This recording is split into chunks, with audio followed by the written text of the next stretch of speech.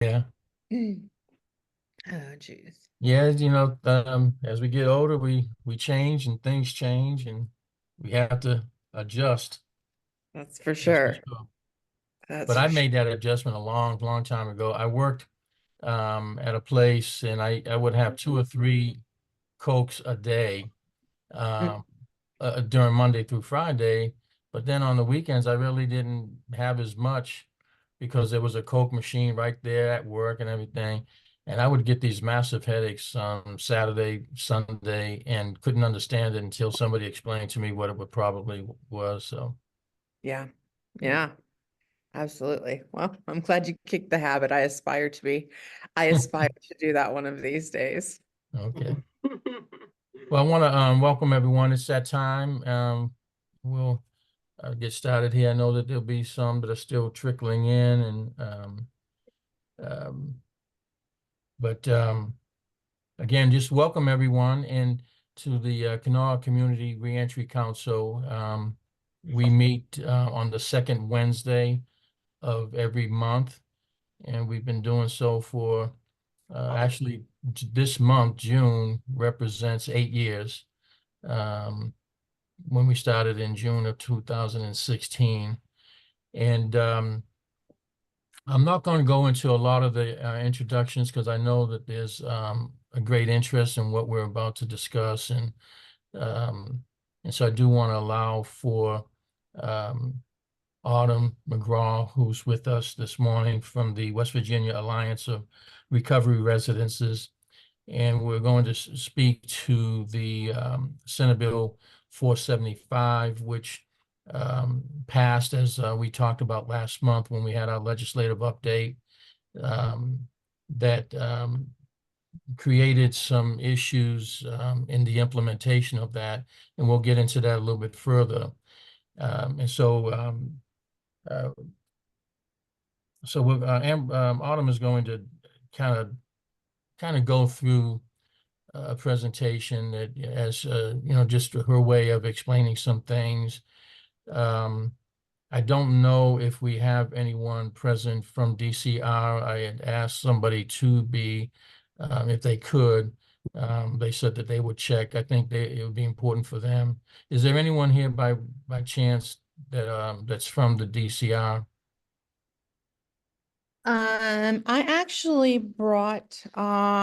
I asked Mr. Nick Stuchel to come on with us. So he is the lawyer, one of the lawyers for the state. And he unlike myself, he is qualified to interpret these kind of things. So I'm going to go through a short overview of WAVAR and who we are and what we do and the things that I can speak to. But again, I'm not a lawyer or anybody who had passed one of these bills. So I wanted to make sure that I brought somebody that was qualified, and I thought that would be a very big help for everybody here. Sure. And I asked for David Mitchell to be here. He requested last month that we talk about this because his organization was impacted early in May, and I believe that he has had conversation with you, and so I think there are other organizations as well. So in any case, again, welcome everyone, and if you would maybe place your contact information in the chat box. And I do apologize for not going into introductions. Many of us are familiar, but for those who are not, we meet on the second Wednesday of each month at 10 a.m. and it's all virtual and you're all welcome. If anyone wants to be placed on the email list, they can place their uh, email address and just indicate you'd like to be on the email list, and then we can include you. So I also have Beverly Shop. She wasn't sure if she was going to be able to make it or not, but it looks like she is with us, and so she will be a good source as well in a lot of this. So Autumn, I'm going to just let you get us started here, and uh, why don't you go into some a brief introduction of your agency and that sort of thing. Sure, sure. So also I wanted to give a mention that Delegate Pushkin has came with us. He was one of the people that kind of helped roll this through with bipartisan support in the legislature. And then Delegate Heckert is here as well. So they're here to also kind of speak to their part of it. So I'll go ahead and get started so I won't take up too much time because You I'm need, probably going to be the least interesting of everybody here that's here to talk today. Autumn, do you need, to share your screen? No, I thought I was going to bring a presentation, but I think it would be easier if I just went over some bullet points and then passed it off to people that know a little bit more than me. Okay. Yeah. So I am Autumn McCraw. I am the Community Engagement Coordinator / RHP Coordinator at the West Virginia Alliance of Recovery Residences. My organization was found in 2018 by a group of operators and stakeholders. We wanted to get together to find a way to support each other and prove the efficacy of recovery housing and kind of create a system in which we can say, hey, this thing works. Everybody here at the West Virginia Alliance of Recovery Residences, all but one of us are justice impacted people, and all of us have lived experience with SUD. I think that's a really important part of that. Nothing about us without us. I know a lot of you know Danny Hale. He is also involved in criminal justice reform and also one of my he's like he and I are like peas and carrots. We're always basically always together. He's justice impacted. So we are the state's certification entity. We are the state affiliate for the National Alliance of Recovery Residences. The folks at the National Alliance of Recovery Residences have been doing recovery housing for a very, very long time. They've developed 100 best practice indicators and 20 ethical principles that guide day-to-day operations of recovery housing and really sets, I don't want to say those set the bar really high, but it is just a baseline quality of life expectation. So we have about 41 affiliates across the United States. So if we're ever in a bind and need anything and we're experiencing problems that we've never seen before, we have loads of people to call and reach out to. Oh, plus there's a developing affiliate in Puerto Rico right now. So that's really cool. So in 2019, Senate Bill 1012 was originally passed unanimously, and it created a voluntary certification process. This process was kind of like getting certified was dependent on receiving any kind of state funding or referrals from state agencies. The bill was actually passed because of a problem that was identified. We had lots of good organizations doing really good work, and then organizations not doing such good work. So the state wanted to create and solidify a certification process so we know that people that are the most vulnerable are going to places that are actually going to serve them. In 2020 was the year that I was hired. So that's the year that we started doing certification. Whenever we first started, we had the Ohio affiliate. So they call themselves Ohio Recovery Housing, or ORH. They came down to certify our board members and actually kind of started the process in teaching us certification and how they do things. And that kind of gave us the foundation on which we certify. And then we've also had Virginia come in and certify our board, and they taught us a few more things. So we have a lot of support coming in from outside and our affiliates in order to like really enhance our processes here in West Virginia. In April of 2021, the DHHR issued a memo that gave recovery residence operators till September 30th, 2021 to, become compliant and get certified. So our process is designed to, I the biggest part of our process is technical support. Let me say this. It's Danny. We have actually recently hired another individual. Her name is EJ. So it's Danny and EJ's job literally to help people through the process. It is built around technical support. So there is not a situation where, oh, this policy is wrong, you're denied, or, oh, you need paint fixed, you're denied. There are always opportunities throughout this process to fix things as we go instead of just denying people. Some of this TA looks like helping operators write policy if they don't have policy around certain things that need to happen. Plans with operational issues. There was an organization recently that reached out because they ended up having to close one of their women's houses, because of funding reasons.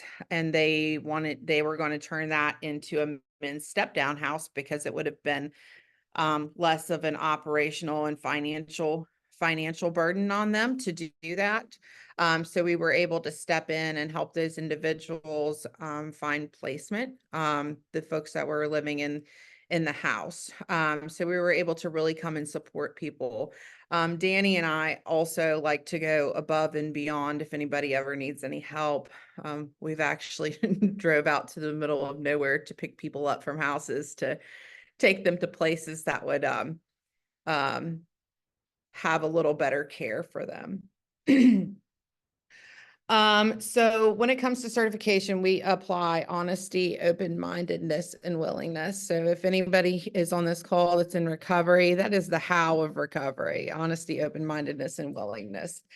It's not like a pass or fail thing. As long as somebody demonstrates those 3 items, we want to work with them.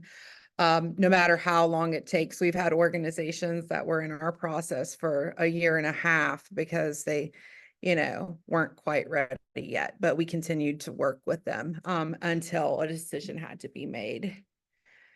So as far as timelines and responses, our process is, it can range anywhere from 3 months to somebody that has all of their policies perfect, and nobody does. Let me say that nobody's policies are absolutely perfect. Up to, we've had organizations, again, be in our process over a year. So depending on the organization's readiness for certification is how long that it takes. We have timelines also that we set for ourselves. So we know that people aren't falling off. So for example, we give folks 20 business days to respond to a policy review report, and we have a same time frame to respond to them, so nobody is getting like held up in the process. Our process consists of a pre-application phase, which is just basic information, and a call explaining what happens next. The application process is policy and procedure, and this is literally the most painstaking part for everybody of the process. They submit policy to us, we read them, and we ask for any kind of corrections. We do an on-site inspection. And then we have incorporated interviews with residents and also with staff. At the very end portion is we issue what we call a quality improvement plan. This quality improvement plan details all of the areas that need to be addressed. If there's anything in that quality improvement plan that will take, some time to take care of, what we do is we ask for a plan of action. We know that let me just make something up here. If a roof needs to be replaced, right? That's not, you can't replace a roof in 20 business days generally. That's not a thing, unless you have loads of money somewhere and a contractor in your back pocket. That's, not going to happen. So what we ask for is a plan of action detailing the steps and time frame in which you're going to have the project completed. And so that's how we ask to respond to those bigger items, the items that take a lengthy time to happen. So at the end of this process, so if there are things that still need to be fixed, we can issue what we call a provisional certification. We had an organization go through back when we first started certifying, and actually, I believe he's a member here. I don't know if he's on today. His organization is YSS in Wheeling. And he had some things that had to get done, and weren't really able to complete those very quickly. We saw that this was going to be an issue, particularly with that deadline that the DHHR had issued, that September 2021 that I spoke about earlier.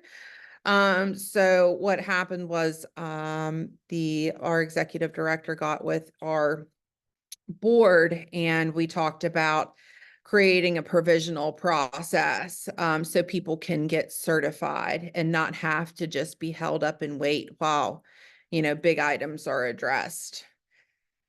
So everything that I talked about just now is on our website. So we've developed what we call a certification preparation packet, which will take folks step by step through every piece of the process. It details everything that we're looking for in policy and what we're not looking for in policy.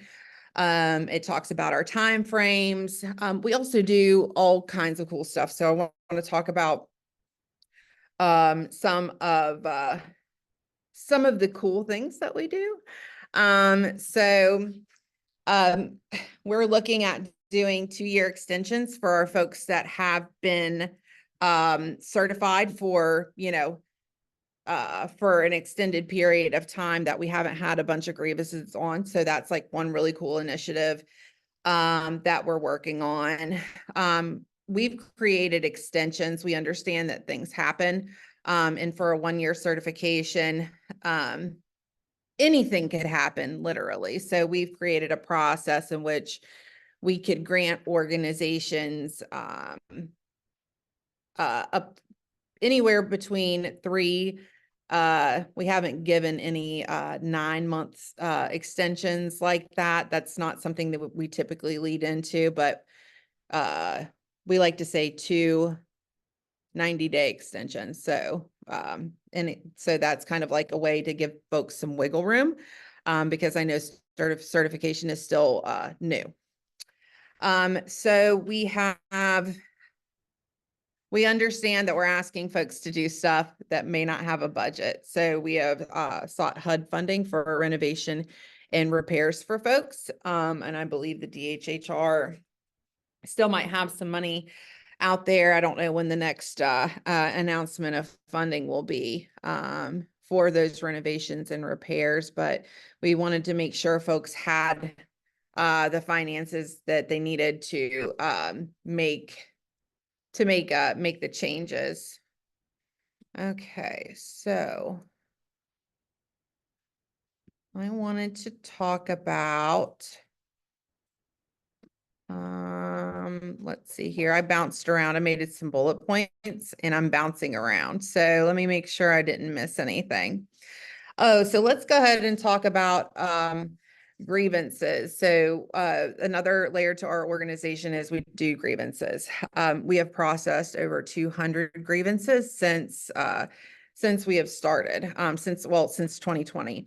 One of our first grievances actually was a sex trafficking grievance. So, most would think people would be calling in because they felt like they were treated unfairly or got, removed from a program. But our first grievance was a human trafficking grievance, which was pretty egregious. So since then, we have had, complaints that say, hey, I was kicked out unfairly. I was treated unfairly, all the way up to fraud, Medicaid fraud, SNAP fraud, labor trafficking, operators who are not medical professionals wanting to alter medications, bullying, drug use in the residence, staff engaging in sexual conduct with the residents, unsafe living conditions, kind of negligence of the residents living in the houses, and kind of just like not even checking on them or giving them the appropriate supports they needed. Those are just kind of like a few of the grievances that we've seen so far. We're not law enforcement, so we're not folks that can go in and investigate criminal activity. So what we do is we document it on our end and we give it to the people who can investigate that criminal activity. So we've built relationships with people like the AG's office and, FBI, Homeland Security, to handle some of the things that we can't. So right now we have 99 homes certified. So that number has dropped recently because we have had to revoke and or some organizations have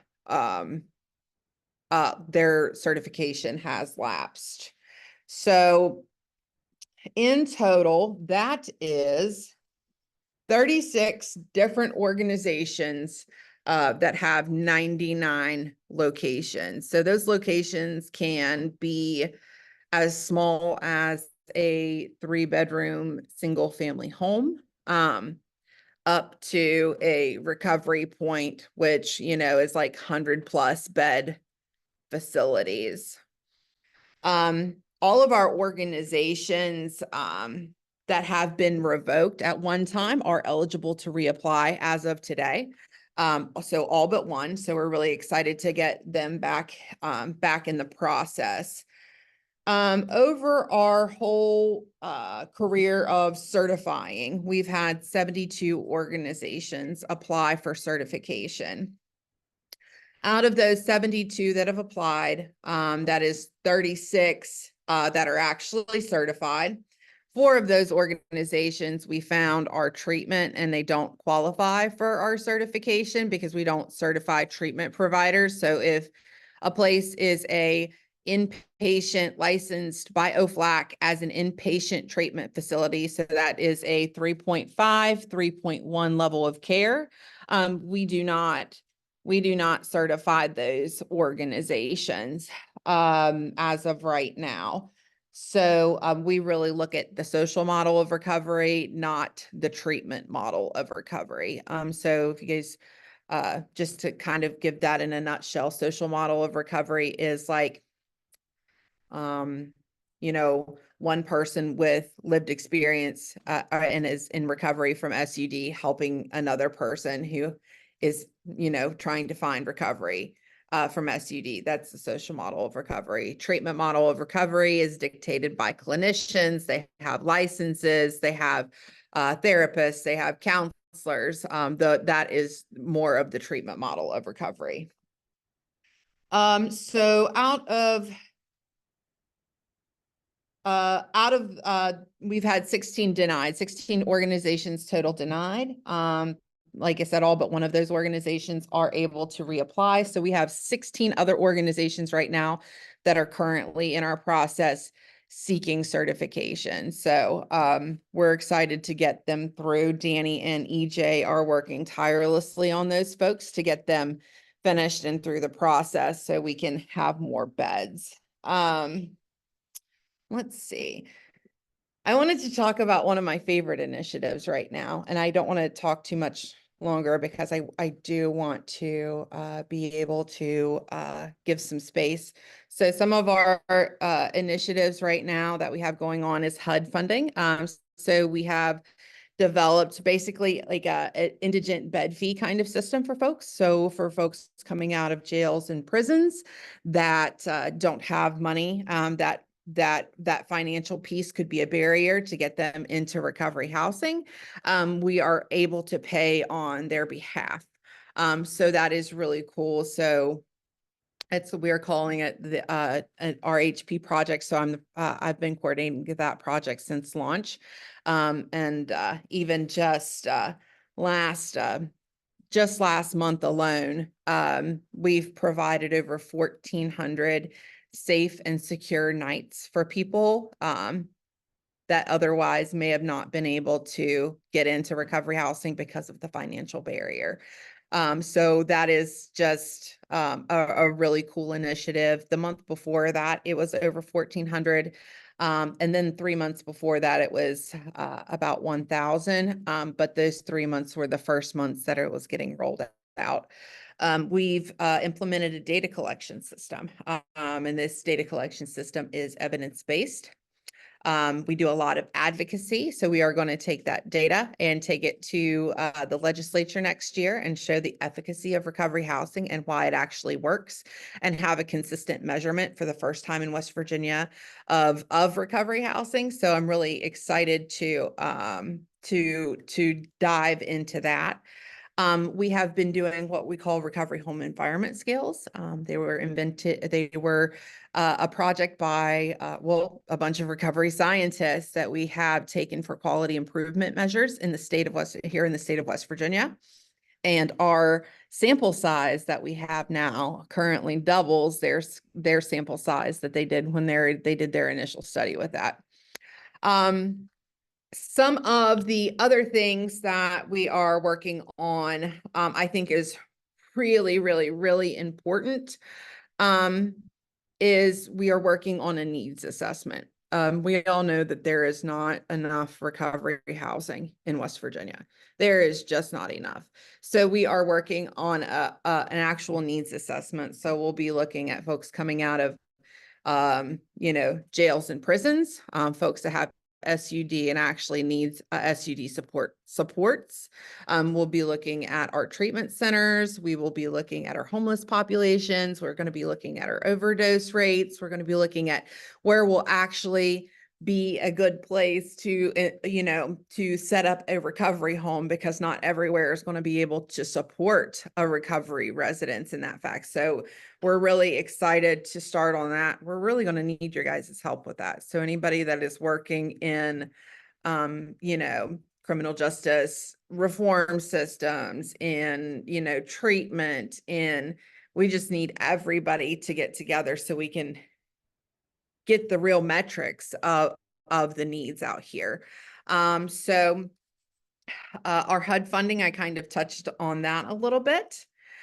We do other really cool stuff. Like we've been doing PRSS training. I do a lot of human trafficking work. I've been doing presentations. So Emily, my executive director, has allowed me to follow my passion and do some of that. Danny actually heads up one of the committees for NAR. So that's kind of exciting, our involvement in our national organization. And let's see. I think another thing that I really wanted to touch on is I think I've covered everything. Emily, what does it sound like I've covered everything? Can you add anything else to that before I pass it on along to Mr. Stuchel? Yeah, the one thing we wanted to just add at the end here is that before we let Nick talk, and thank you, Nick, for being on. We thought it would be helpful to have Nick come on to speak about the rollout of Senate Bill 475. Is just that I think one of the key issues that we have seen is that I think sometimes the focus becomes on whether we should have certification or not certification. And I think what we see from a bigger standpoint are bigger systemic issues that are highlighted through this process. As Autumn mentioned, our whole staff is in recovery and formally justice involved. We're not trying to keep people in jail as an organization. That's not the point of this process. We just want to make sure when they come out that they're safe and that they're supported and that they have the best chance of getting in and staying in recovery. So we would like to find ways to work with this group and other folks to look at what we need to do to increase the capacity of housing as a whole beyond just recovery housing. So for example, Delegate Pushkin, I know, had worked on, I think 3304 back in 2021, maybe a couple years ago now, a bill that created an infrastructure for reentry housing and transitional housing. And as far as I know, there was no funding or resources put behind that bill. And so, you know, I think that recovery housing is not going to be the end all be all to get people out of incarceration. It's certainly one facet of it, but it's not the total picture. So I certainly understand that with, you know, limitations on who's getting certified and how organizations are doing that creates a barrier for people coming out or trying to come out. But it's only one piece. And so I think that's something that we would like to see the conversation maybe shift more towards moving forward. But that was just one thing I wanted to add. I think Thank you, Emily. Oh, go ahead. I was gonna let Nick jump in if he wants to say anything about. Before Nick speaks, I do want to give a little bit of context here, and then ask if Nick can you know add on to. But last month we had a meeting, we had a legislative update, and we talked about Senate Bill 475, and in doing that, David Mitchell and Mark Harris both expressed some problems that they were experiencing in that the parole officers here in Kanawha County was informing parolees that they were going to have to leave the locations that they were at because of Senate Bill 475, and that there was a policy that DCR had in place that indicated that that if they were at locations that were not WVA certified, that they would have to leave. And Mark shared individuals that came to them saying that we have to leave, and by the end of May. As many of you may know, and some of you may not know, is that there has been a preliminary injunction. The two individuals went to court and sued members of the DCR concerning this policy. And I just want to share my personal experience is that when I have called on reentry coordinators within the DCR and talking about trying to help somebody with housing, the first thing that they'll say is, well, if it's not WVA certified, we can't use them. And I know that that's not the case in every situation. And when I talked to some of the parole officers here in Kanawha County, I've talked to two of them right around the time, early May, and they told us that that's the policy. They have to be out by the end of May. And there didn't seem to be a clear understanding that some of these places do not require to be WVA certified. And David, and if you want to share, you know, at some point after Nick speaks, but this is the issue right now. And so we really need clarification, and we need to know how this bill is to be implemented so that we don't have individuals who are being thrown out of good places that shouldn't even be involved and have to go to a worse situation. So Nick, if you would, you know, speak to these issues, and then David, and I know that there are others from Anchor House, Mark, if you want, whoever would like to just kind of add in. Yeah, thanks. First of all, I just want to kind of clear the air and let everybody know I do not work for the Division of Corrections and Rehabilitation. I am an attorney with the Bureau for Behavioral Health and the Office of Drug Control Policy here at the Department of Human Services. So my interpretation of Senate Bill 475 is that, and there's two legislatures here that can tell me if I'm completely nuts, but my interpretation is that it doesn't really add an additional duty to DCR to do something that they weren't supposed to do already. It kind of clarifies it a little bit. I think it sought to close maybe a loophole that was being used, but it's my understanding from the original intent of the bill was if a recovery home is receiving referrals from a state entity or people that are receiving certain funds from a state entity, then that recovery home must be certified. That's also if they want to receive any state dollars or pass through federal dollars. So that is my interpretation of the original law. And I don't think that 475 really changed that. Now, my understanding is that DCR, they knew that, you know, that some of this may have been directed at some of their practices, and they sought to retroactively change those practices. And in doing so, that's when that memo went out. Of course, I don't know how familiar everybody is with what happened with that lawsuit, but it went before Judge Berger in federal court. The judge agreed with the petitioners that that DCR's application of 475 was arbitrary and capricious, in that they shouldn't have been moving people out of stable housing. So what happened as part of that is they had to reach out to all of the parolees, and my understanding is there were two people that filed this lawsuit, but there was also a petition to make this a class action.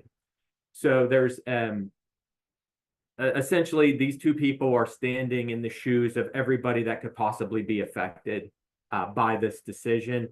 I don't think that the judge ruled, or if she has, I haven't seen the decision, has ruled whether that they were going to certify the class or not. But in the ruling for the preliminary injunction or temporary restraining order, she did say that DCR had to go back to everybody that was affected and offer them the ability to return to the housing that they were previously in. And it's my understanding that they have went back and they have done that. As far as the point about not everybody leaving jails or prisons, I'm not sure I know enough information on that to kind of answer that, but let me just kind of say preliminarily. Nick, let me just say to speak to it. I've tried to help individuals who are looking for they don't have recovery issues. They're looking for transitional housing, and invariably I get the same thing. If they're not Wavar certified, forget it. And Autumn and Emily can speak to that. And it just, there seems to be an inconsistent understanding within DCR of what can be allowed and what can't be allowed in terms of a home plan and housing and that sort of thing. That's the issue. Yeah, and my I certainly don't want to speak for DCR, and I don't have any kind of insider knowledge to really comment on their processes and procedures. But I will say this: it is my understanding that if somebody merely needs transitional housing and they don't need any recovery services, then that house does not have to be Wavar certified. Now, there may be some other organization that would review for life and safety purposes, but if there are, I'm not familiar with that. I can't speak to that one way or another if there is. But if the house is holding themselves out as a recovery residence, meaning if they have a website that says they're recovery beds, or if they are putting advertisements on the radio, or they're called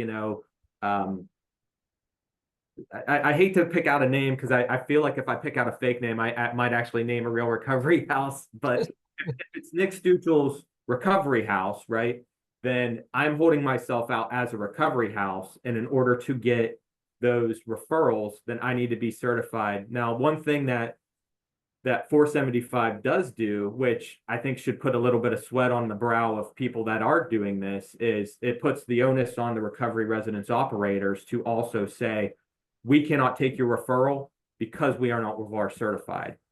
So it makes it kind of go both ways now. Not only does the person giving the referral need to be aware of the certification status of the home, but the recovery home receiving the referral now also has an obligation to say, well, I don't know, we're not WVAR certified, I don't think we can take this referral. So then, in my opinion, I think it's a good change, because they cannot feign ignorance to the law and use that as a as a potential defense to accepting referrals that they shouldn't be accepting. But just as a general statement, it is my understanding that Autumn had spoken that we are in need of more recovery housing, and it is also my understanding that in West Virginia we are also in a great need of non-recovery centered transitional housing for individuals leaving jails and prisons. Well, let me ask David. John, can I say something here? Just to clarify, I was summoned to court to testify in that case. And so, the issue was not WVAR, non-WVAR so much as it was what are the rights of parolees once they are in the community. So are you able to just snatch them out? There was 80 some people that were given 3 weeks to get out. And I'm just telling you the testimony that I heard from DCR, from the defendants, from everybody that was in the courtroom. They were told they didn't care where they went if it had 4 walls and running water. And so some of them were picked up and taken to the mission. Some were taken to homeless shelters. So it was not that they were removed from those facilities and it's questionable whether they should have been there to begin with or not. Some of them had been there for like 8 months. But they were just told, you have to get out.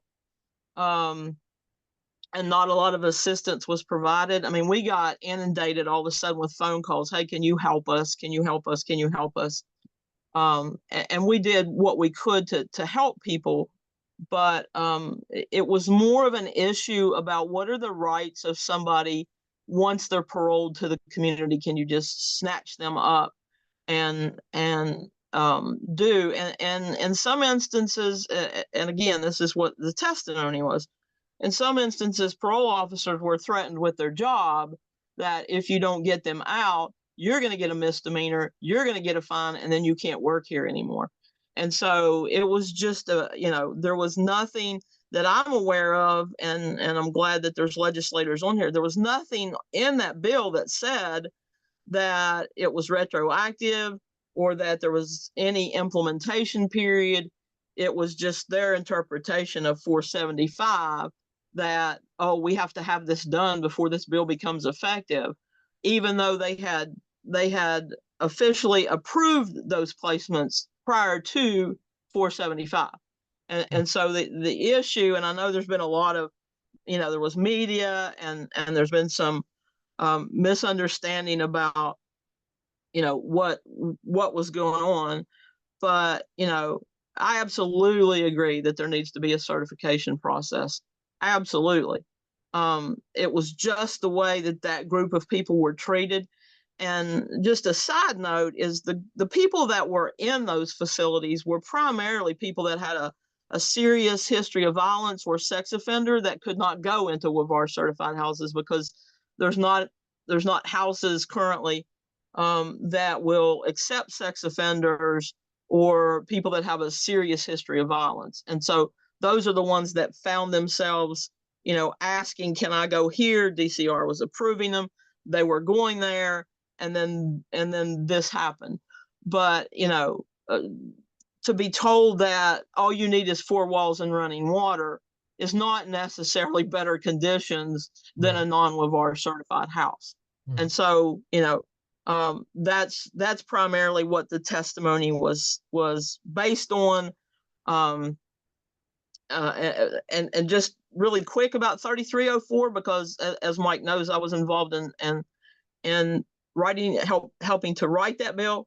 It doesn't need any funding to be implemented. It was purely DCR converts their work release centers into transitional housing, which they have refused to do because they were told by council that what if somebody, you know, is in a work release center and they're in the community and they do something, and then you all are going to look horrible and, you know, blah, blah, blah. That's why it was never implemented. I mean, they're being utilized, but there's also empty beds in work release, and there's also almost 200 people stuck inside right now that can't come out because they don't have a home plan. And so, you know, we did a FOIA request. How many people are sitting in prison simply for the sole reason that they don't have a home plan? And it was almost 200 people. Right. And so, you know, that's where the need is people that don't need recovery housing, people that do need recovery housing that are sex offenders, and people that do need recovery housing that have a serious history of violence.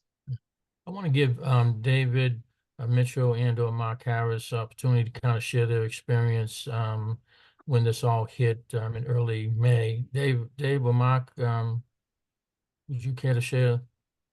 Yeah, John, thank you. And I wanted to thank everybody who's on this call. Obviously, your time, your energy, your information, and really, let's not forget your compassion. We wouldn't be on this call if we didn't have a concern for helping individuals who are in need.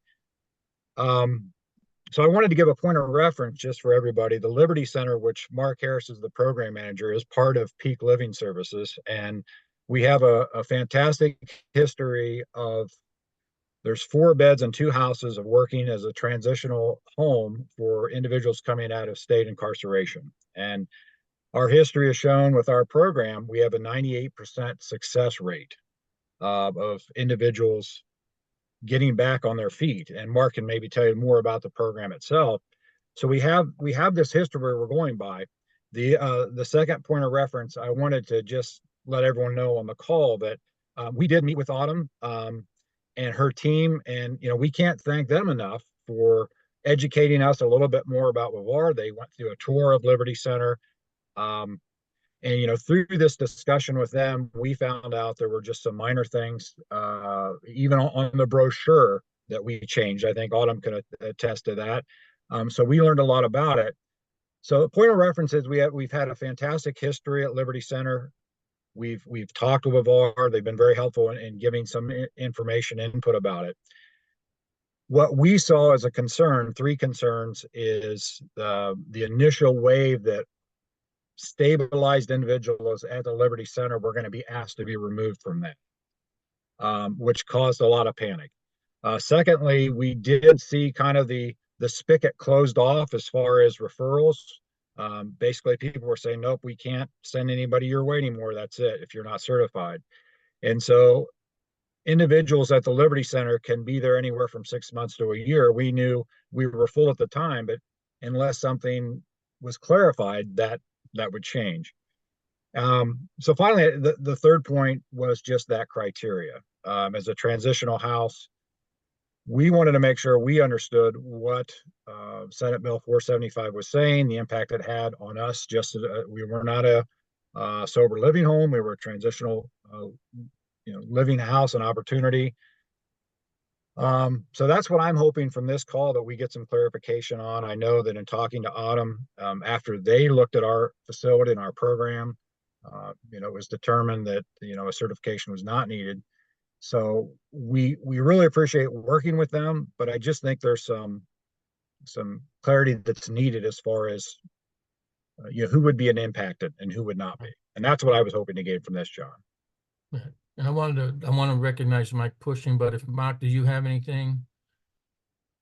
No, pretty much, David, he really explained it all. I guess the big difference was, like I said, we was transitional, and we didn't, we were just wondering why our guys was told that, without telling me. That was my biggest thing, was the parole officers, they contacted my guys and didn't contact me and let me know what was going on. And so that was a kind of a, not knowing what was going on. But once we talked with Autumn and her staff, and they toured the Liberty Center, and they saw that what we did, we got everything cleared out. That's great. I'm glad to hear that. Delegate Pushkin, thank you so much. I know your time is very, very valuable, and I appreciate you being on the call. Want to recognize you at this time. Thank you. I appreciate everybody. I'll try to keep it brief. First of all, quick question. The Liberty Center, you're talking about Liberty Center on Shrewsbury Street? Correct. Yes. Okay. Yeah, as far as I know, that's never been considered recovery house. That's transitional housing. I can tell you as far as the intent that I had, and I did work. I mean, this obviously my name is not on this bill, the Senate bill. It was a bipartisan bill and it had bipartisan support. And where I'm coming from is I wanted to strengthen what we did back in 2019 because that wasn't being implemented correctly and it wasn't having the desired effect of ensuring safe housing for people in recovery. That shouldn't have any effect on a place like Liberty Center, which is not recovery housing, that's transitional housing of what we need a lot more of. So it sounds like everybody's on the same page. It's just unfortunate that corrections isn't represented. I think that's who we need to speak with, Right. because first of all, and I'll put it in layman's terms, they found loopholes with the original bill from 2019 where they were allowing people to self-refer to whatever house they want. And Bev made the comment that as long as it had 4 walls and running water, well, that's the problem, is that's what they were doing before. And for people who were paroling, they would allow them to self-refer to any house, whether they were certified or not. And then once we strengthened the law this past session, then I think that it seems like they overreacted and tried to remove people from houses where they already were, which doesn't make a whole lot of sense either. What we need is a proper implementation of to get the desired effect is to clean up. I hate to even call it an industry because for most people it's a labor of love, and it should be, but to clean up the industry so we have the good providers out there and don't harm the good providers while weeding out the ones who are in it just for money. And whether there's Medicaid fraud going on or patient brokering or labor trafficking, we know that exists in West Virginia, and it hasn't been enforced. Those laws have not been enforced. This was a way to you can't require certification of housing. That's unconstitutional. But what you can say is, well, you're not going to get referrals or funding unless you're certified. Like I said, corrections found this loophole. So there were a lot of people getting impatient saying, well, we codified LeVar, we created this law years ago. It's not having the desired effect. And the reason was because they were finding loopholes. This closed the loopholes, and then they overreacted in this. But I guess what we need to do is clarify the definition of recovery housing, possibly. I mean, I think it was, Nick, I don't know if you have the bill in front of you. I don't know if it did that, but maybe that's the issue, because I mean, I'm familiar with Liberty Center. A lot of people who go through there are in recovery, but not everybody has to be. It's a transitional housing. And I think that, corrections in the legislature itself don't want to put the funding in place to have step down housing like you do on a federal level. Like I see somebody from Dismas here. Well, you get out of federal prison, you have more options of going to transitional housing. But on a state level, it seems like they want to use private recovery residences as their transitional housing. And then in many cases, that would work if it's somebody who actually suffers from substance use disorder. But it makes no sense to have somebody getting out of prison who doesn't have substance use disorder to force them to go to a recovery residence. That makes absolutely no sense at all. So I guess that lawsuit really had nothing to do with LeVar, and they didn't intervene in it. Right. Rightfully so. It has everything to do with corrections. So it's unfortunate that they're not here, but we're going to have to reach out to them and clarify the law to better define, what we were trying to do there. Right. Just to follow up on that, Mike, the 475 did not change the definition of recovery residence. You were right in your thoughts that I had the bill right in front of me, because I did. Well, then they're misinterpreting it, saying that anybody paroling has to go to a Because it should, if it says that, then it's wrong and it needs to be fixed. Does it say that anybody, any parolee has to go to a recovery, certified recovery house? Because if they're not, if they don't, like if they don't have substance use disorder, what are they recovering from? Why would they be in a place for people who are recovering from substance use? That makes no sense. My interpretation of the law, and this is coupled with Senate Bill 475, is that it does not add that requirement that every parolee has to go to a recovery residence. That's not the way I read it. Okay, so corrections, first of all, back in 2019, they found loopholes so they wouldn't have to be heavy-handed. And then when we strengthened it, they went the entire opposite direction and wrongly enforced it and caused even more problems, it sounds like. Then I'll shut Okay, up. I can, go ahead, Autumn.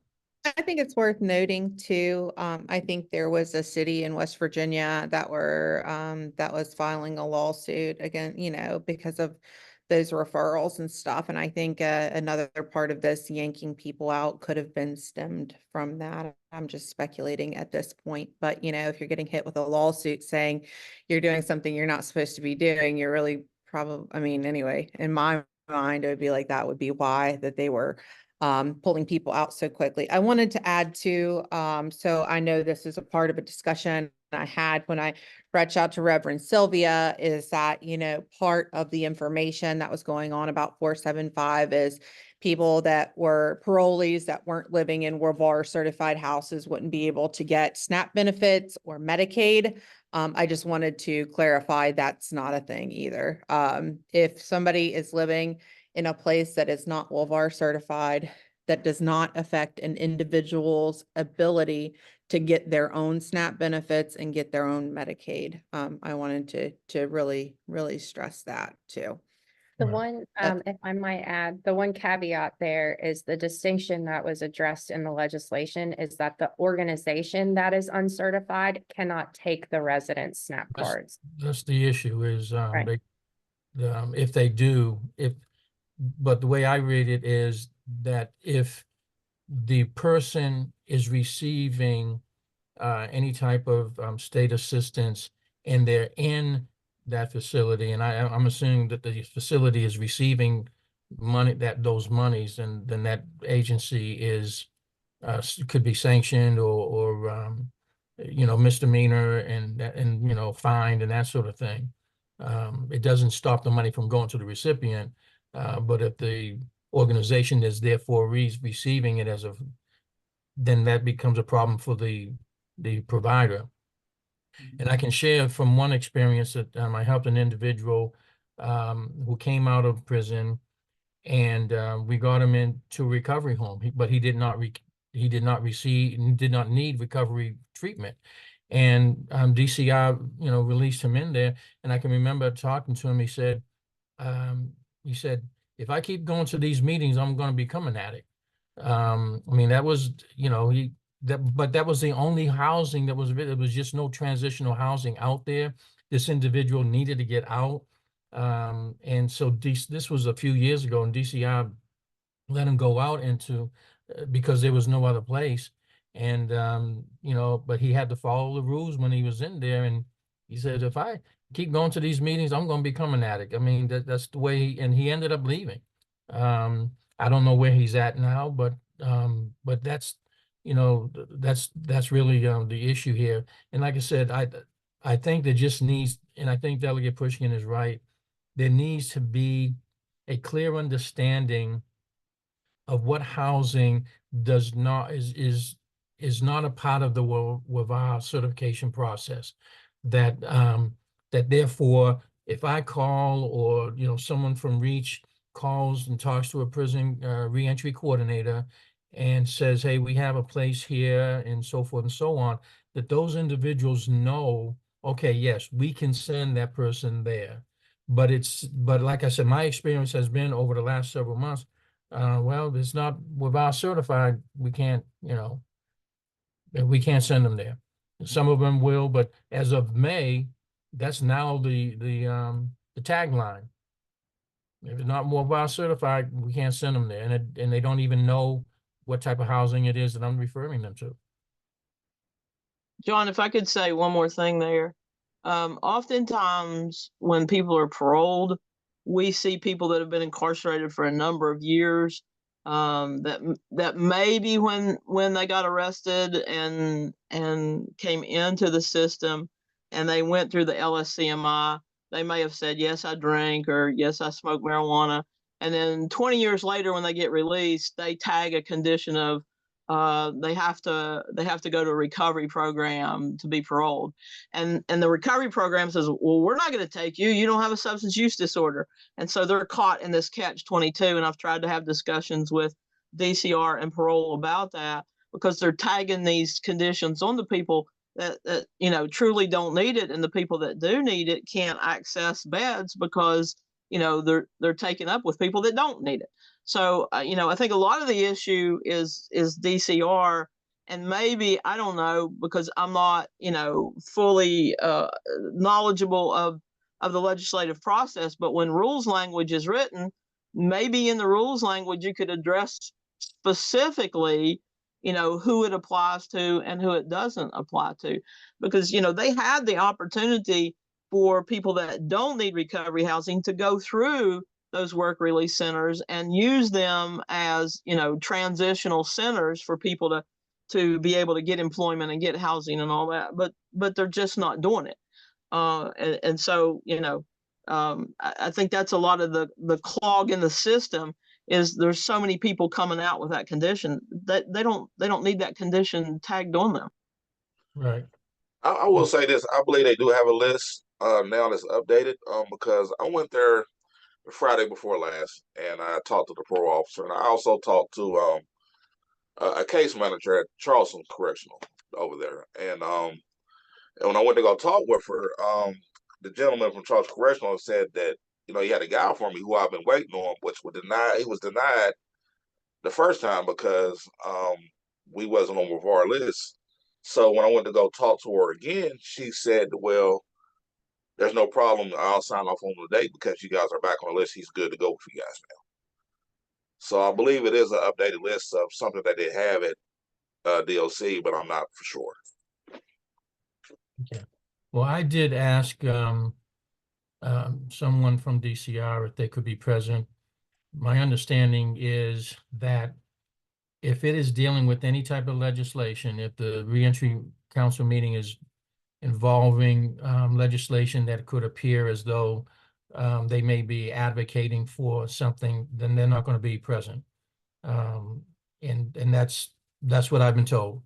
And so they're not present here. They should have been, I think, but that's what I've been told.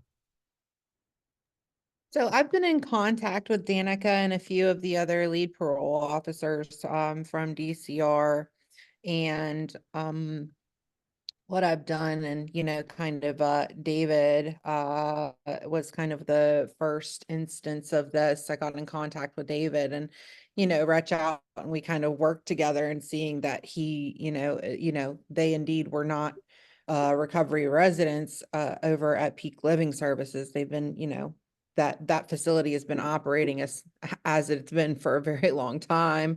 And I think that's one of the ways that we can start to handle this problem. If there are organizations out there that you guys are hearing of that have transitional beds and are truly transitional beds, have them reach out to me. I'll make sure that my information is in the chat, and me and my team can go out and check them out, and evaluate them to see if they are indeed, need certificate, see if they even need certification or not. And I think that's one of the really great ways to address this.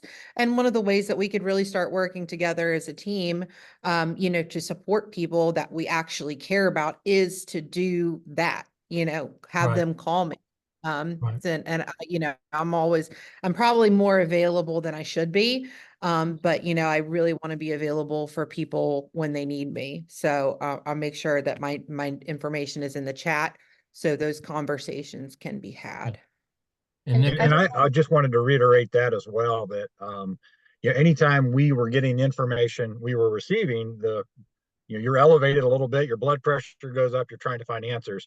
And Autumn and her staff were very helpful and just talking us through they toured the facilities. We determined, okay, you're transitional housing. And so I would invite anyone that has a question like that to reach out for clarification, because it worked for us, and hopefully it will work for another organization. Right, right. And I see your hand, Nick. We're running out of time, but if you would, you're still muted. Bev brought up something that I did want to kind of follow up on. For Senate Bill 475 does have some legislative rule changes, and I am currently working with the OIG's office to effectuate those legislative rules. Now, the legislative rules probably aren't going to direct DCR to do anything, because I think that's outside of the scope of authority that's granted through Senate Bill 475. But there is a process. We have some enumerated stakeholders that we have to get with. And then after that, we're going to convene a group of other stakeholders. And then it's going to go up for public comment before it is presented to the legislature to be passed. So if anybody would like to be engaged as a stakeholder, please reach out to me. Otherwise, keep an eye out for the public comment period on that rule. It is 69 CSR 15. That series, was it 69? You said 69 CSR 15. okay. We'll bring those things up in this reentry council meeting. And Nick, do you have your contact information? I just saw, is that your contact information? Yeah, I put it in, and then I forgot that I didn't have my email, so I put my email in there later, and then I just sent a link. That is the most current version of 69 CSR 15. Okay. Nobody's interested. Well, we have your contact information, and the comment period, when does that begin? Is that like in September or sometime next year? Hopefully it won't be that long. The OIG's office is slammed with rules. They had a huge bill that gave them more autonomy, and there's a lot of legwork that they have to do with that. So they're doing their best there, and I'm kind of just waiting to get with them. And so it's TBD, but hopefully in the next couple months. Okay. All right. Well, we'll be in touch, and I thank you for your information. I thank everyone for their time. So this is, I think, hopefully that from this point forward, we can get people involved in the comment period, let, people involved. And hopefully we can create a dialogue with DCR somehow, because I think clarification seems to be the issue. And Delegate Pushin, thank you so much for being, the champion of this type of, issues. And, hopefully we can be of service to you. And maybe if there's any legislative changes that need to be made, we can work those things out and get some support to help, move those legislations and that sort of thing. If I may, quickly before we wrap up, I just wanted to acknowledge Delegate Hecker as well, and thank you for being here. Delegate Hecker really has stepped in and facilitated some conversation between us and DHHR with Nick and corrections over the last few weeks, so that everybody's at least trying in some sense to get on the same page. So I'm hopeful that those conversations will continue. I don't know if you want to share anything before Yes, we... Delegate, if you would, we're welcome to hear from you. Well, I appreciate everybody's time, and this is an issue that we all have to work on. We may be looking at it from different angles. My main goal is to make sure that the people are being sent to whatever housing, however we want to call it, that they're treated like human beings. The last one I got involved with,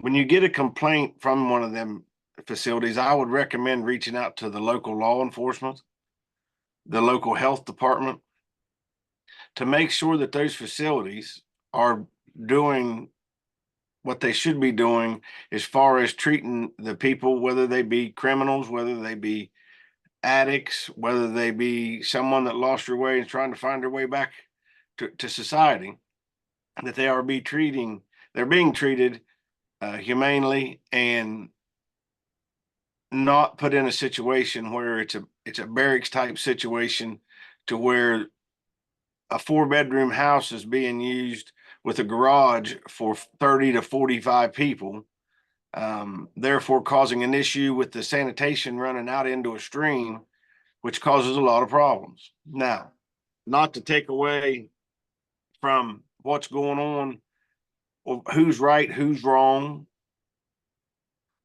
who did it right, who didn't do it right. The interpretation of a law is not always the same.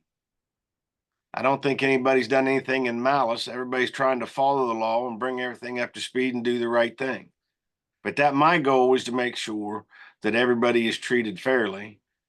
But when you have a certain entity that says, I'm not doing this and I'm not doing that, and we're going to do this or else, the easiest way to cause a problem is to cause a lawsuit. You have to forgive me a little bit. I've got a sinus cold and it's driving me berserk, but I do appreciate you all including me in this, and you can include me in anything that you are having in the future. And if I'm able to attend by in person or by Zoom, I will. But it does appear there are some things that need to be looked at and worked on. But this system didn't get broke overnight, and it's not going to get fixed overnight. Everybody has to work together. I thank you all for your time. Thank you so much for your time. We appreciate your presence here with us this morning, and everyone else. Thank you again, Autumn and Emily, for being with us. I think this has been helpful, and I think going forward, I'm thankful that you work with David and Mark, in getting that squared away. That's very good news. And so again, thank you all, and I know your time is valuable, so I think we're at that time. And again, we meet on the second Wednesday of every month at 10 a.m. On Zoom, and you're welcome to attend.